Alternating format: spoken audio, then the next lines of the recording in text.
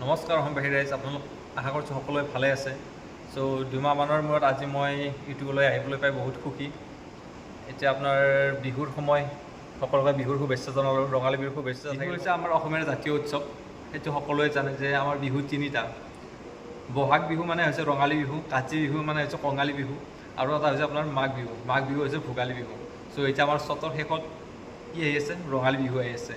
এতিয়া আপোনাৰ চ'তৰ শেষৰ পৰা আৰম্ভ কৰি আপোনাৰ বহাগৰ 6 দিনলৈকে আপোনাৰ 7 বিহু বুলি কোৱা হয়। চ'তৰ শেষৰ দিনটো হৈছে আপোনাৰ গৰুৰ বিহু, বহাগৰ পহিলা দিনটো হৈছে মানুহৰ বিহু, বহাগৰ দ্বিতীয় দিনটো হৈছে আপোনাৰ গোঁসাইৰ বিহু, তৃতীয় দিনটো হৈছে আপোনাৰ তাঁতৰ বিহু, চতুৰ্থ দিনটো হৈছে আপোনাৰ নাঙলৰ বিহু, পঞ্চম দিন হৈছে আপোনাৰ জীয়ৰী বিহু বা চেনেহী বিহু বুলি কয়, বা সপ্তম দিনটো হৈছে আপোনাৰ চেৰা বিহু। চ' এনেকৈ আমাৰ 7টা বিহু, এনেকৈ 7 দিন মানে আপোনাৰ বহাগৰ 7 দিনলৈকে এনেকৈ বিহুসমূহ পালন কৰি যোৱা হয়। চ' এনেকৈ আমাৰ যাতে যি ৰীতি নীতি আপোনাৰ পৰম্পৰা চলি আহিছে, এনেকৈ যাতে ভৱিষ্যত চলি গৈ থাকে, ভৱিষ্যত প্ৰজন্মলৈকে চলি গৈ থাকে। চ' তাকে আশা কৰিলোঁ। বিহুতে আমাৰ গৰুক পুখুৰী পাৰত বা নৈৰ পাৰত নি কিনে গা ধোৱা হয়। লাও, বেঙেনা, হালধি এইবিলাক গাত ছটিয়াই কিনে গীত গাই গা ধোৱা হয় যে লাও খা বেঙেনা খা বছৰে বছৰে বাঢ়ি যা। সেইটো আপোনাৰ সৰুৰ পৰা শুনি আহিছিলোঁ, বৰ্তমান চলি আছে আৰু ভৱিষ্যত প্ৰজন্মলৈকে যাতে চলি গৈ থাকে। চ' দ্বিতীয় দিনটা হৈছে আপোনাৰ আপোনাৰ বহাগৰ প্ৰথম দিনটো হৈছে আপোনাৰ মানুহৰ বিহু। মানুহৰ বিহু দিনা আপোনাৰ গা পা ধুই ডাঙৰক পূজা অৰ্চনা কৰা হয়, বিহুৱান দিয়া হয়, নিজেও বিহুৱান লোৱা হয়। তাৰপিছত চাহ পানী খাই এনেকৈ ফুৰিব যোৱা যায়। সেইটো আপোনাৰ বহাগৰ প্ৰথম দিনা, সেইটোটা যে মানুহৰ বিহু সেইটোটা। তাৰপিছত তৃতীয় দিনা হৈছে আপোনাৰ গোঁসাইৰ বিহু।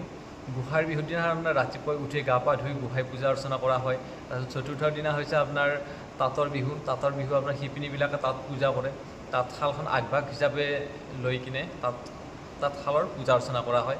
আৰু তাৰ নেক্সট দিনা হৈছে আপোনাৰ নাঙলৰ বিহু। যি কৃষকসকলৰ আগভাগ হৈছে আমাৰ যি পেটৰ ভাতসাজ, পেটৰ ভাতমুঠি মিলাই কেনেকৈ আছে আপোনাৰ মেইন আপোনাৰ নাঙলখন, সেই নাঙলখন পূজা অৰ্চনা কৰা হয়। সেই কৃষকসকলে নাঙলখন পূজা অৰ্চনা কৰে। চ' তাৰে পিছত হৈছে আপোনাৰ জীয়ৰী বিহু বা চেনেহী বিহু বুলি কোৱা হয়। সেইটো আপোনাৰ যি বিয়া দিয়া ছোৱালীবিলাক থাকে সেইবিলাকক মাতি অনা হয় বা নিজেও আহে। সেনেকৈ আপোনাৰ সেইদিনাখনে চেনেহী বিহু বা জীয়ৰী বিহু বুলি কোৱা হয়। তাৰপিছত হৈছে আপোনাৰ চেৰা বিহু। সপ্তম দিনাখনে সেইটো চেৰা বিহু বুলি কোৱা হয়।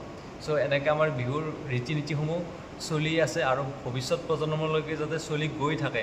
চ' শেষত মই ৰঙালী বিহুৰ হিয়াৰ পৰা শুভেচ্ছা জনালোঁ আপোনাৰ লগত, আপোনাৰ পৰিয়াললৈকে। চ' আজিৰ ব্লগটো চাই কেনেকুৱা পালে? যদি ভাল লাগিলে লাইক কমেণ্ট কৰিব, যদিহে চেনেলটো ছাবস্ক্ৰাইব কৰা নাই চেনেলটো ছাবস্ক্ৰাইব কৰি দিব। ধন্যবাদ।